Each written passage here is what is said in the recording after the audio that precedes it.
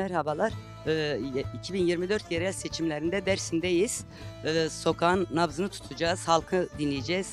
Bize neler söyleyecekler? Fırsat bulursak eş başkanlarla da, DEM Partisi'nin eş başkanlarıyla da konuşmak istiyoruz. Bir bakalım, bir dinleyelim ne diyecekler.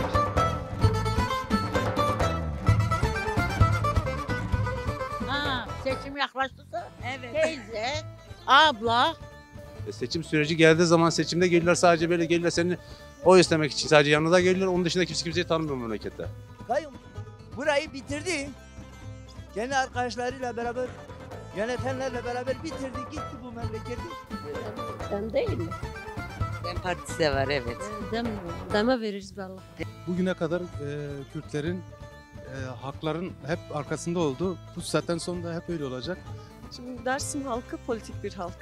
Dolayısıyla sizin yapacağınız, üreteceğiniz pratikler, yapacağınız çalışmalar da bu doğrultuda olmalı. Tabii Dersim'den Kürdistan'a ve Türkiye'ye bakarken Dersim'de kendi özgün bir duruşu var. Seçimle alakalı ne düşünüyorsunuz, ne bekliyorsunuz? Vallahi biz DEM Parti destekçisiyiz. Umarım DEM Parti gelir başkanım. Peki DEM Parti istiyorsunuz. DEM beklentiniz ne? Ne bekliyorsunuz? Kayyum atanmasın, başka bir beklentimiz yok. Genelde benim gördüğüm böyle sosyal belediyecilik, fakir fukaraya yani yetime, garibana yardımcı oluyor, pek olur. Bir de hizmeti iyidir yani, temizlik falan.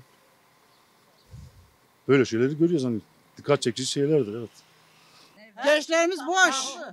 Bize yardım etsinler, bizim yolumuzu yapsınlar, bize bahşiş etsinler, bizi taşı etmiyorlar. Gel yol. Temizlik yapıyorlar Yok. ya.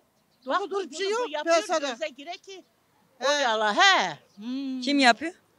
Bu gelen maçı devretmiş bunu hangisi? Bizim Ya onlar ben ne o bacası? gün ona söyledim ha. Bürs. Fatih söyle Fatih.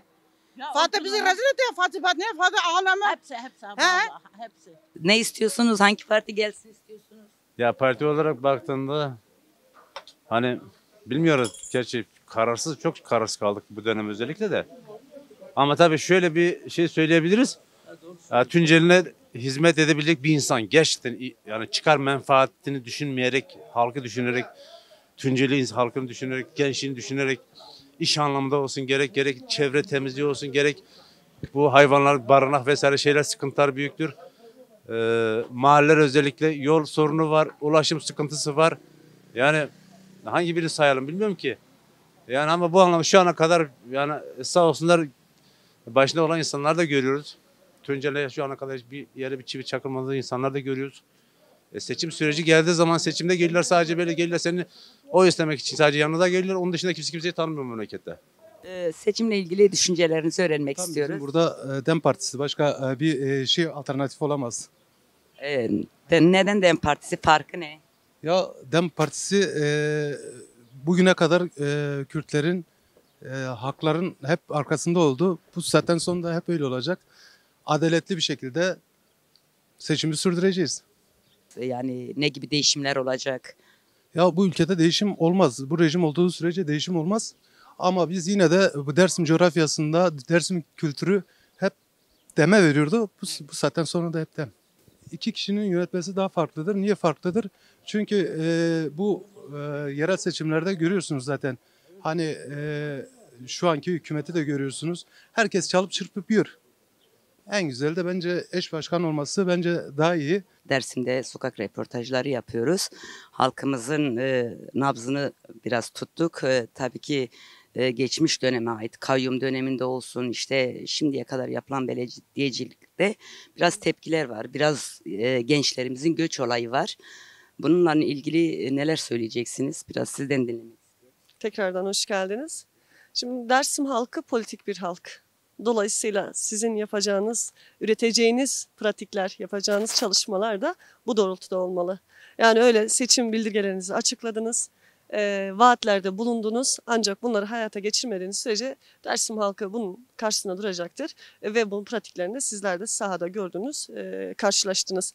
Şimdi 2004 sürecinden itibaren aslında bizim partimizin 25 yıllık yerel yönetim deneyimle birlikte özellikle bizim Songül Erol Abdül döneminden başlayan Sonrasında Edibe Şahin döneminde devam eden ve 2014'te yerine kayyum atanan sevgili Mehmet Ali Bul ve sevgili Nurhayat Altun belediyecilik dönemlerimizde halkımız da çok net bir şekilde bunu biliyor ki başarılı belediyecilik çalışmalarımız oldu.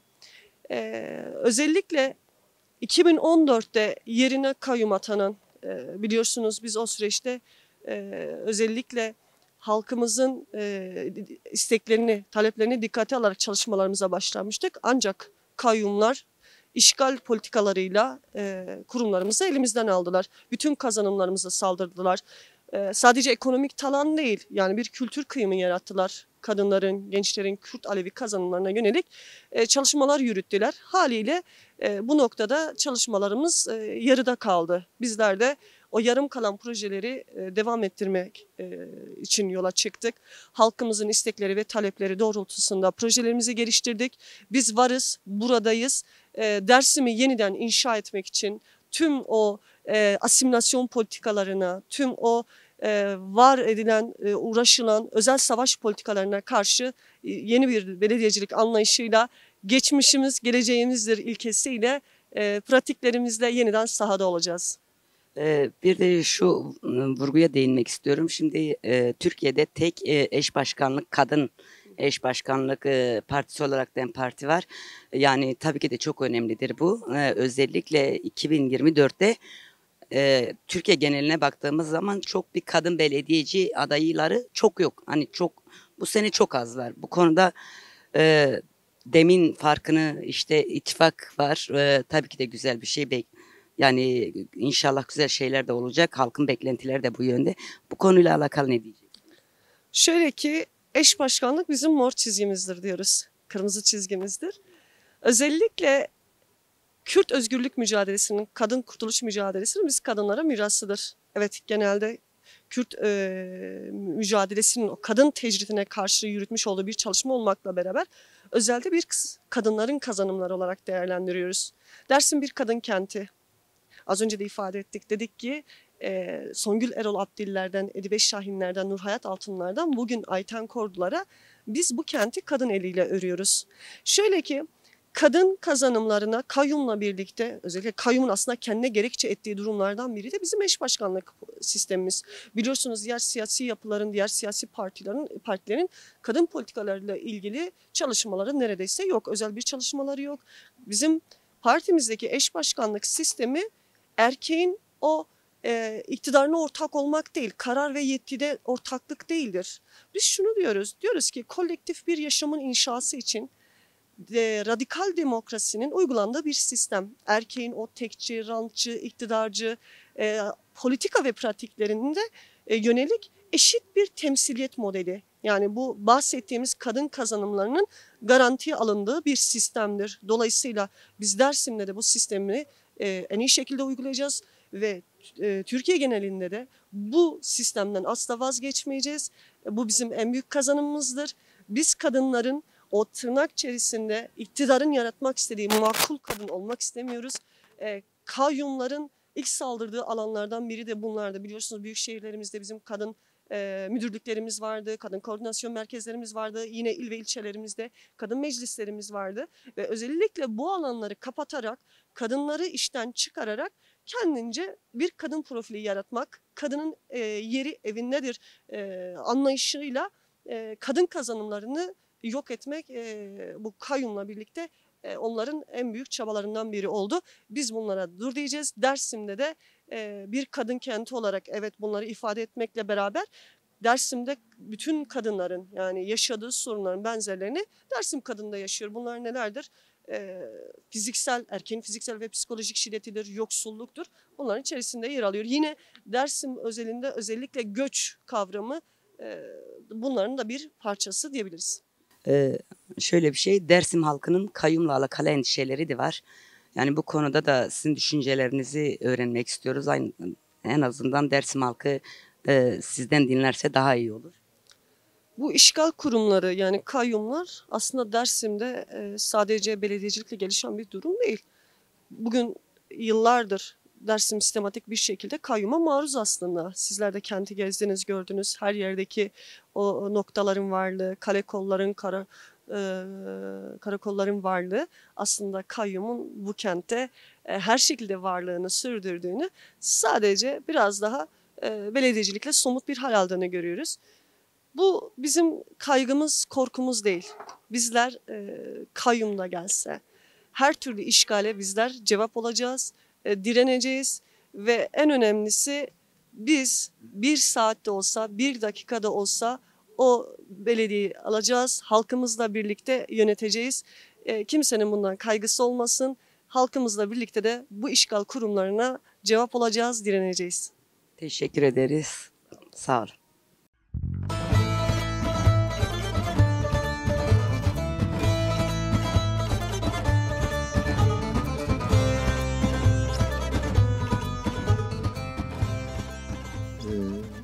Yani 31 Mart seçimleri yaklaşıyor. Yaklaşık bir işte şurada 27-28 günlük bir zaman var. Dersim'de bu süreci tartışıyor. Dersim'de tartışıyor. Tabii Dersim'den Kürdistan'a ve Türkiye'ye bakarken Dersim'de kendi özgün bir duruşu var. Yani burada da toplumsal, ekonomik kriz derinleştiği gibi yüzyıllardır da bu coğrafyanın üzerinde sistemin, yani iktidarların her dönem bir siyasal baskısı söz konusu. Dersim bugün de bunları da yaşıyor. Bu süreci tartışırken de geriye doğru yaşadıklarını da böyle öne çıkararak yerel yönetimlerde daha güçlü bir şekilde sesini yükseltmek istiyor. Sadece merkezde değil, yani Dersim'in 7 ilçesi ve bir beldesi var. Buralarda da demokratik yerel yönetim paradigmasıyla alternatif yerel yönetimlerini yaratmak için mücadele ediyor.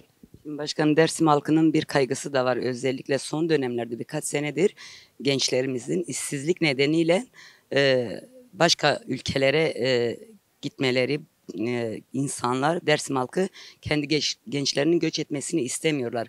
Bu işsizlikle alakalı, tabii ki de Türkiye'nin genel ekonomik durumuyla alakalı. Bununla ilgili birkaç cümle almak istiyorum. Yani doğrudur, son 2-3 yılın içerisinde yaklaşık bir 7.000-8.000 tane gencimizin Dersim coğrafyasından ayrıldığı tartışılıyor. Ve bizim de yapmış olduğumuz araştırmalarda bu rakamlara yakın bir göç yaşanmış burada. Tabii bunun ekonomik nedenleri var. Yani Dersim bölgesinde biliyorsunuz 400 tane mezra ve köy 94 yılından beridir yaşama kapatılmış. Yani bu bölgelerin üzerinde de kayyum var. Şimdi biz bu bölgelerimizin yeniden yaşama, yeniden toplumsal yaşama açılması için bu planlamalarımızı da bunun üzerinde de açığa çıkaracağız. Şimdi ayrıca tabii bir de siyasal baskılardan kaynaklı göç eden bir gençlik var.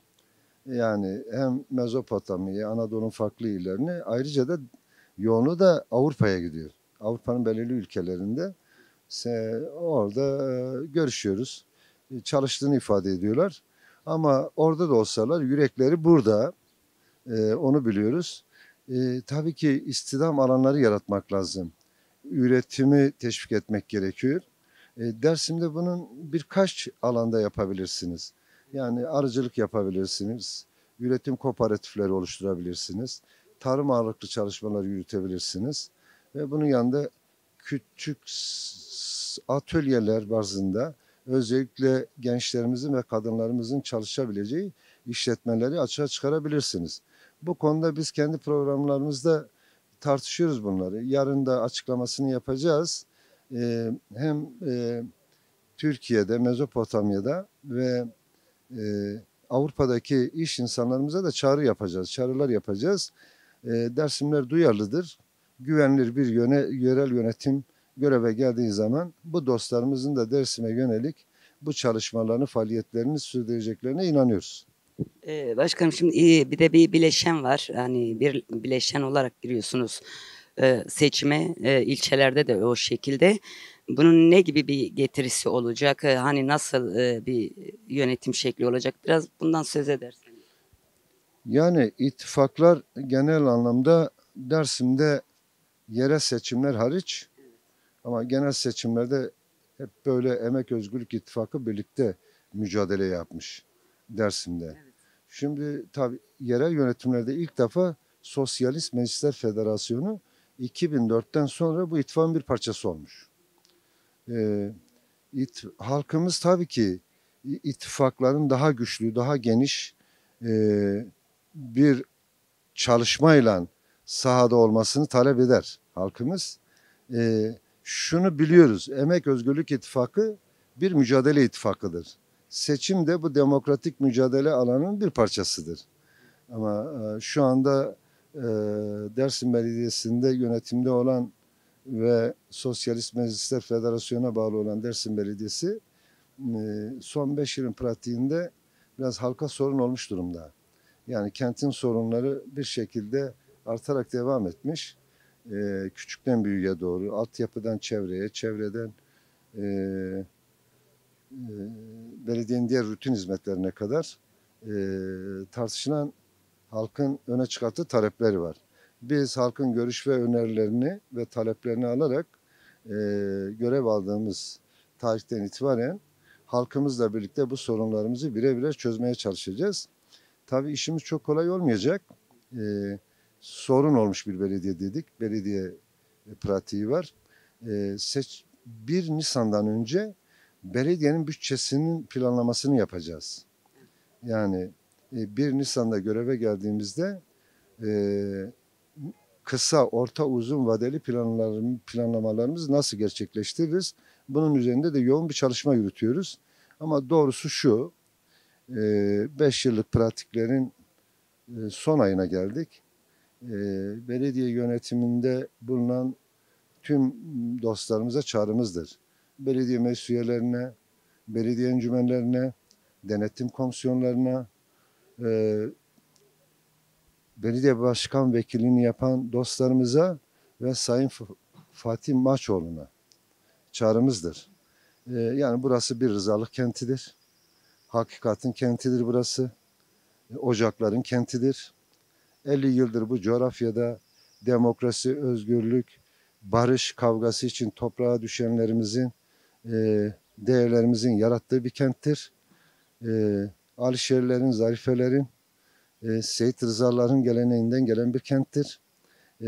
Bu kent belediye yönetiminden son 5 yılın pratiklerini şeffaf, halkçı ve devrimci bir tutumla kamuoyuna deklare etmesini istiyorlar. Bu kentten helallik almak gerekiyor. Bu kutsal topraklardan helallik almak gerekiyor. Sizin de kayyumla alakalı birkaç cümle almak istiyoruz, düşüncelerinizi. Yani kayyum 2016-2019'da Kürt halkının ezilenlerin açığa çıkarttığı belediye kazanımlarına yönelik sadece bir saldırı değil. Kayyum hem Kürdistan'da, Dersim'de 100 yıldır sosyal, siyasal, politik, kültürel ve tarihsel her alanda kendi bu baskıcı yanını hep uygulamıştır. Şimdi tabii Dersim Belediyesi'nde de 2016 yılı Kasım ayında iradenin açığa çıkarmış olduğu tüm kazanımları gasp etti. Yani gençlik, kadın, kültür, sanat alanında bütün kazanımları yok etti. Kayyumların amacı odur. Zaten girdiği bölgede ilkin senin dilini ve kimliğini yok etmeye çalışır. O yanıyla açığa çıkan kazanımlarını yok etmeye çalışır. Ancak kayyum sadece yerel yönetimlerde değil. Yani Dersim'in girişi çıkışlarında yani 40 yıldır bir kayyum siyaseti var. Siz kimlik göstermeden kente girebiliyor musunuz? Dersim'de 12 Eylül ve sonrası birçok onlarca gazetemiz kapatıldı, derneğimiz kapatıldı. Yani özellikle 2016'dan sonra da Dersim halkının STK'ların açığa çıkarmış olduğu, emek verdiği birçok kurumunu kayyum gasp etti. Ama seçimler döneminde bazı siyasal güçler, sisteme bağlı çalışanlar Dersim'in kimliğine, tarihine ve devrimci değerlerine karşı düşmanca bir tutum içerisinde propaganda yapmaktalar.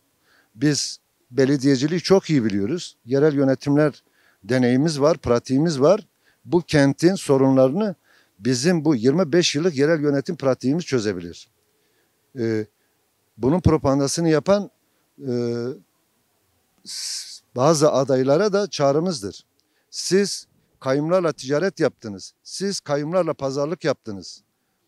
Siz Dersim'de bugüne kadar uygulanan kayyum politikalarına karşı hiçbir zaman tavır ve tutum almadınız. Ama bu kentin iradesi, bu kentin tarihsel değerlerinin savunucuları 50 yıldır kayyum siyasetine karşı mücadele ediyor. Bundan sonra da mücadele edeceğiz. Siz kayyumlarla mücadele edebilecek cesarete ve güce sahip değilsiniz. Siz oluşacak kayyumlarla birlikte rant ve çıkar sağlayan bir süreçten geliyorsunuz. Sizleri çok iyi tanıyoruz. Yani burada DEM'in ve Dersim İttifakı'nın halk tarafında kabul gören bu pratiğine karşı kayyum siyasetiyle sahada propaganda yapmaya devam ederseniz bizler sizin süreçlerinizi tüm pratiklerinizle halka anlatmaya başlayacağız. Dersim halkına varsa bir çağrınız, söylemek istedikleriniz. Yani değerli Dersim halkı duyarlıdır coğrafyaya karşı. Kimliğine, kültürüne, tarihine bir bağlılığı vardır. Bu yapımız, bu tarihimiz 500 yıllık bir gelenekten geliyor. Hem Mezopotamya, Anadolu topraklarında yaşamak zorunluluğunda kalan Dersimlere ve Avrupa'daki tüm Dersimlere diyoruz ki gelin Dersim'i yeniden inşa edelim, el ele verelim, yan yana duralım, bu kentin sorunlarını çözelim. Sorunları birlikte çözdüğümüz takdirde bu kentte göçün önüne de geçmiş oluruz. Buradaki siyasal, politik saldırılara karşı da cevap olmuş oluruz. Uyasu var bir no memleket fıkaronu, pironu, mursudonu, rayberonu, na coğrafya derimciona, sosyalistona, yurtseverona, beri pia peru bugurim.